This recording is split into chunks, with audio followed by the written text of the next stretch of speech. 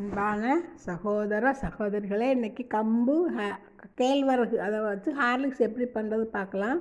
முதல்ல கம்பு கேழ்வரகு ரெண்டையுமே நல்லா சுத்தம் பண்ணி நல்லா சுத்தம் பண்ணி உமியெல்லாம் எடுத்துட்டு நல்லா தண்ணி ஊற்றி கழுவி 4 மணி நேரம் நல்லா ஊற வச்சு அதை நல்லா முளைக்கட்டி வச்சுக்கிடணும்.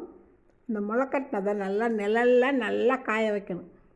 காய வச்சு அதோட பொரிகடலை, பாசிப்பருப்பு அதெல்லாம் லேசாக வறுத்து கம்பு கேழ்வரகு பொரிகடலை பாசிப்பருப்பு எல்லாத்தையுமே நல்லா சேர்த்து மிக்சியில் போட்டு உதிரியாக அரைச்சி வச்சுக்கணும்.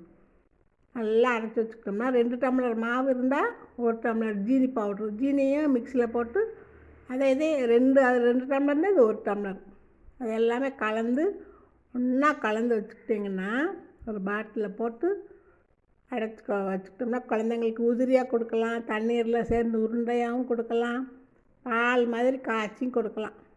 இது நல்லா சத்து மிக்க உருண்டை. இது உருண்டையாகவும் சாப்பிட்லாம். இந்த உணவு செஞ்சு முடித்தோம்னா வீட்டில் ஹார்லிக்ஸ் வாசனை மூக்க தொலைக்கும். ருசி நல்லா இருக்கும், ரொம்ப ருசியாக இருக்கும். இதுக்கு கம்பு 200 கிராம் போட்டுக்கோங்க, கேழ்வரகு 100, பொரிகடலை 50 கிராமு, பாசிப்பருப்பு 100 கிராம், ஜீனி 250 கிராம், ஏலக்காய் போட்டுக்கோங்க. இதெல்லாம் ரெடியாக வச்சுட்டு இதே மாதிரி பண்ணி பாருங்கள். கம்பு கேழ்வரகு ஹார்லிக்ஸ் நம்ம வாங்க வேண்டியதே இல்லை, வீட்டிலே சூப்பராக செஞ்சு நல்லா சாப்பிடலாம். இதே மாதிரி பண்ணி பாருங்கள். எல்லாருமே இது கேட்குறவங்க பார்க்குறவங்க எல்லாருக்குமே நன்றி கலந்த வாழ்த்துக்கள்.